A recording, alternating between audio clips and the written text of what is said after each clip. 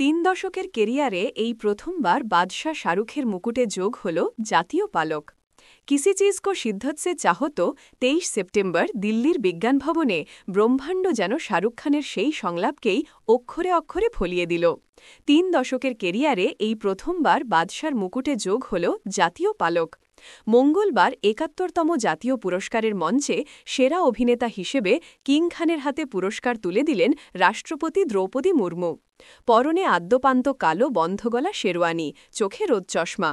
মঙ্গলবারই পোল্যান্ডে কিংয়ের কাজ মাঝপথে থামিয়ে জাতীয় পুরস্কার গ্রহণ করার জন্য দিল্লিতে উড়ে আসেন বাদশাহ।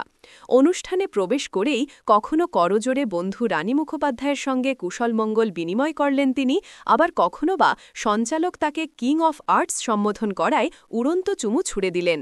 সব মিলিয়ে ৭১তম জাতীয় পুরস্কার অনুষ্ঠানের আসরে মেজাজেই যেন বাদশাহ শাহরুখ। পয়লা আগস্টেই চলতিবারের জাতীয় পুরস্কার জয়ীদের তালিকা প্রকাশ্যে এসেছিল। মঙ্গলবার দিল্লির বিজ্ঞান ভবনে বিজয়ীদের হাতে জাতীয় সম্মানের স্মারক তুলে দিলেন রাষ্ট্রপতি। সেরা অভিনেতা হিসেবে 12th ফেলের জন্য যৌথভাবে পুরস্কৃত হলেন বিক্রান্ত মাসেও। মিসেস চ্যাটার্জি ভার্সেস নরওয়ে ছবির জন্য জাতীয় পুরস্কার পেলেন রানী মুখোপাধ্যায়ও। বলিউড আর রাহুল টিনা জুটির এহেন পুরস্কার প্রাপ্তি যেন নস্টালজিয়া উস্কে দিল। প্রসঙ্গত, এই মঞ্চেই দাদাসাহেব ফালকে সম্মানে সম্মানিত হলেন দক্ষিণী মেগাস্টার মোহনলাল। সেরা হিন্দি ছবির পুরস্কার পেল কাঁঠাল আর জ্যাকফ্রুট মিস্ট্রি। তিনটে জাতীয় পুরস্কার টিম শাম বাহাদুরের ঝুলিতে।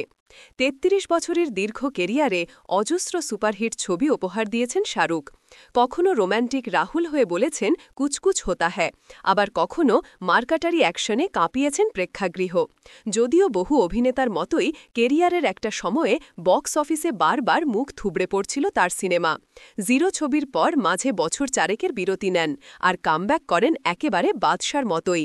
পাঠান, জওয়ান, ডাঙ্কি পরপর সুপারহিট, আর জওয়ানের হাত ধরেই এবার এলো জাতীয় পুরস্কার, যেন শাহরুখের কেরিয়ারের ১৬ আনা পূর্ণ হল।